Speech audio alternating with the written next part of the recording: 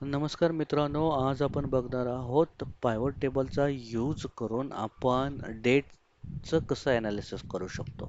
म्हणजे हा employ data आहे. याच्यामध्ये हे एम्प्लॉय आहेत, बरोबर आहे का नाही? आणि हे बिझनेस युनिट आहेत आणि हे हायर डेटा आहे. जर मला कोणी क्वेश्चन विचारला की 2015 ऑगस्टमध्ये किती एम्प्लॉई हायर झाले म्हणजे त्याची हायर डेट किती एम्प्लॉईची अशी आहे की जी ऑगस्ट 2015 आहे. तर आपण इथे फिल्टर लावून चेक करू शकतो डेटला. ओके, अशी 2015 त्याच्यामधला ऑगस्ट म्हटला त्याच्यामध्ये ओके, अशा प्रकारे तुम्ही सिलेक्ट करून त्याचं काउंट काढू शकता. पण ही जी मेथड आहे ती टाइम कन्झ्युमिंग आहे. ठीक आहे.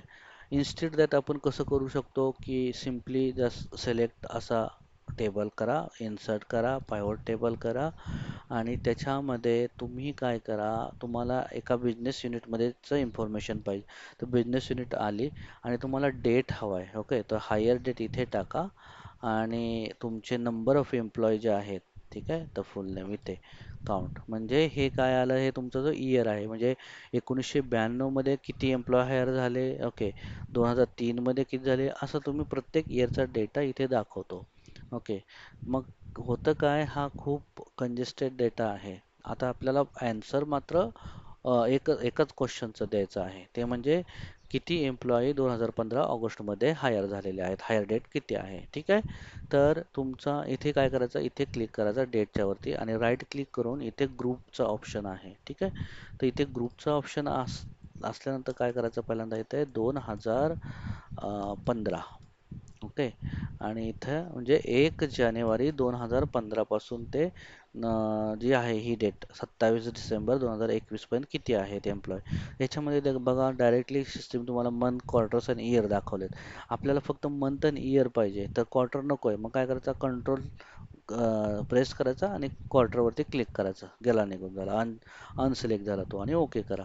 ठीक आहे. ओके केल्यानंतर तुम्हाला दाखवेल तो जो पण एम्प्लॉई हायर डेट आहे 2015च्या पूर्वीचा, ते तुम्हाला एका कॉलममध्ये दाखवेल या ठिकाणी. आणि 1 जानेवारी 2015 पासून किती आहेत त्यांचा मंथली डेटा तुम्हाला दाखवेल तो, हा सिस्टीम. ओके, आपल्याला काय करायचं आहे, ऑगस्ट मंथचा डेटा बघायचा आहे. तर इथे ऑगस्ट मंथमध्ये 3च एम्प्लॉई हायर झालेत 2015च्या. कोणत्या, कॉर्पोरेट मॅन्युफॅक्चरिंग रिसर्च अँड डेव्हलपमेंटला. आणि कोणत्या बिझनेस युनिटला झाले नाही, तर स्पेशालिटी प्रॉडक्ट्स युनिटला एकही एम्प्लॉय हायर झालेला नाही ऑगस्ट 2015 मध्ये. तर तुम्ही अशा प्रकारे ॲनालिसिस करू शकता. डेटचं ॲनालिसिस आपण ग्रुपिंगने केलं तर खूप छान ॲनालिसिस होतं.